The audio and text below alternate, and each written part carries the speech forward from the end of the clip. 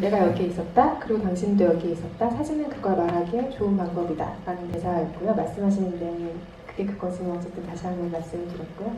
일단은 지금 시간이 여러분께 마이크를 넘겨드려야 될 시간이 된 것 같아요. 그래서 어머, 저기 먼저 한 분이 들어주셔가지고 그 가운데 여자분부터 시작할까요? 여기 검은 상의 입으신 여자. 이야기 들어서 너무 좋았고요. 작가님한테 여쭤보고 싶은데 저는 사진을 시작하게 된 이유가 인물 사진을 잘 찍고 싶어서 시작하게 됐는데 작가님은 사진을 시작하게 된 계기가 어떻게 됐는지 궁금해요. 저 고등학교 1학년 때 이제 고등학교를 들어갔는데 이제 고등학교 선배들이 이제 자기 동아리 들어오라고 돌아다니잖아요. 근데 사진부 선배가 웬 연예인, 그 당시에 되게 유명했던 여자 연예인 사진을 몇 장 들고 다니면서 보여주면서 이제 동아리원을 모집을 했어요. 그래서 와, 저 어떻게 그 연예인이 그 사람이 찍었다고 주장하는 그 사진, 그러니까 카메라를 쳐다보고 찍은 거예요, 웃으면서. 그 저는 완전 이해가 안 갔었거든요. 그래서 완전 감동한 상태에서 집에 아버지, 그러니까 장롱 안에 카메라가 있는 게 생각나서 이제 들어갔죠. 그리고 제가 맨 처음에 찍었던 사진은 노란 꽃 위에 벌이 앉아있는 사진이었어요. 그 사진 때문에 제가 계속 사진을 하고 싶다는 생각을 했었던 것 같아요. 방금 질문해주신 분을 위해서 추가 질문을 제가 드리면, 인물 사진을 잘 찍고 싶다고 했으니까 작가님마다 방법은 조금씩 다르겠지만 인물 사진 어떻게 하면 잘 찍을 수 있는지 팁을 좀 주셔도 좋을 것 같은데요? 좀 더 교감을 해야 되는 것 같아요. 사진을 찍는 과정은 이해를 시키거나 이해를 당하는 수밖에 없어요. 안 그러면 사진 작업 자체가 이루어질 수가 없는 어떤 사람과 사람 사이에. 그래서 어떻게 보면 제가 자주 말하는 게 있는데 정신과 의사 같아요. 사람들을 많이 찍다 보니까.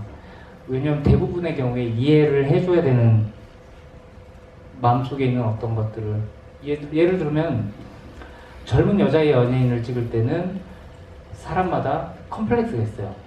그걸 자기 입으로 말하진 않아요. 하지만 파인더를 들여다보면서 또는 얼굴을 얘기하면서 얼굴을 쳐다보면서 그것들을 캐치해내야 되는 게 있어요. 그런 것들. 사람의 마음을 되게 해야 되고, 그런 것들이 파악된 상태에서는 나 정말 잘 찍는다라는 걸 보여줘야 될 때가 있는 거죠. 나 정말 나를 믿어달라는, 요새처럼 디지털이 만연한 시대에서는 점점 더 그런 능력이 중요해졌어요. 얼마나 내가 더 너를 이런 식으로 풀 건지에 대해서, 그리고 그거에 대해서 이해가 되는 순간 나머지 과정은 너무너무 쉽다고 생각해도 돼요.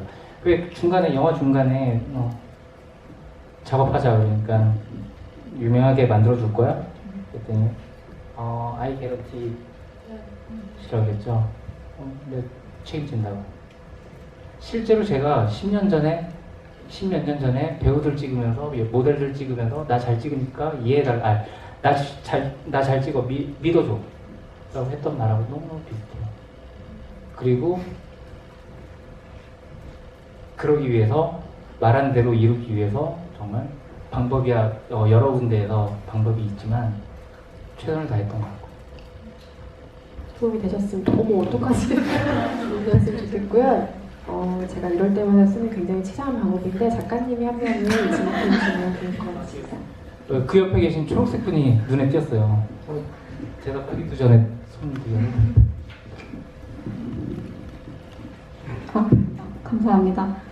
저는 그 제임스 딘이 자기를 유명하게 해줄 거냐고 물어봤을 때 데니스가 그렇게 하겠다고 했지만 사실 유명해진 건 데니스가 아닌가 싶었거든요. 제임스 딘은 약간 자기가 노력해서 유명해진 거고 데니스가 오히려 제임스를 이용한 게 아닌가. 그래서 그 제임스가 나중에 같이 가자고 했을 때 데니스는 거절하잖아요. 그래서 제가 제임스 딘이나 데니스에 대한 얘기, 그러니까 그런 얘기를 잘 몰라서 기자님께 이런 제 해석이 맞았는지 아니면 뭐 제가 이렇게 좀 잘못 왜곡돼서 약간 좀 데니스를 너무 안 좋게 본 게 아닌가 약간 이런 것들을 좀 얘기를 한번 들어보고 그거 제가 싶어요. 대답해도 될까요? 하시고 제가 덧붙일게요. 네. 그 데니스는 되게 처절한 거죠. 제 예전 생각이 나요. 예전 생각은 빨리 나도 일을 하고 싶고 나도 도구하고 찍으면 난 정말 끝장나게 찍을 수 있는데 다저하고 찍으면 끝장나게 찍을 수 있는데 그게 안 되는 이제 그게 현실적으로 이제 나에 대해서 잘 모르고 있는 그런 상황들. 그래서 어떤 절박함이었다고 봐요. 절박함이었다고 보고 그리고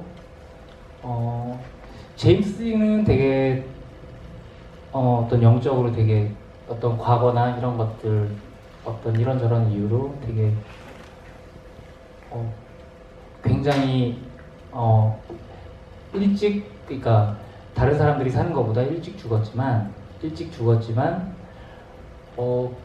그 젊은 나이에 되게 많은 거를 깨달은 사람처럼 느껴졌어요. 영화를 보면서.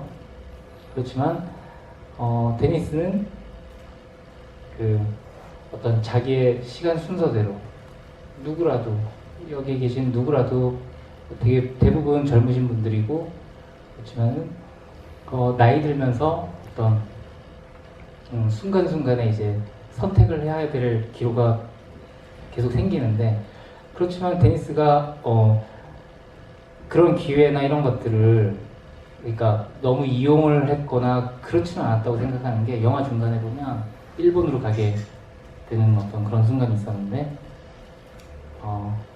제임스 딘과 떠나는 그런 장면들과 어떤 그런 것들 보면은 제가 대신 죄송합니다.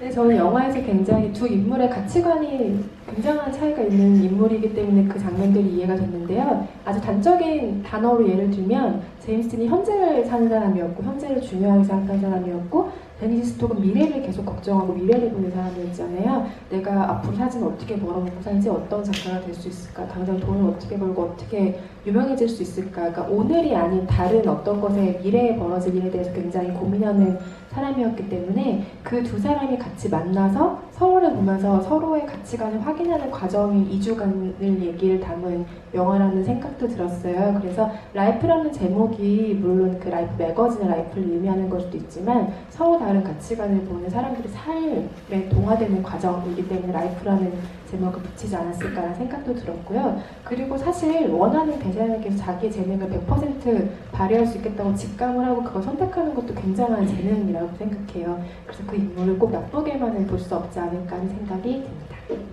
답변이 되셨으면 좋겠고요. 네.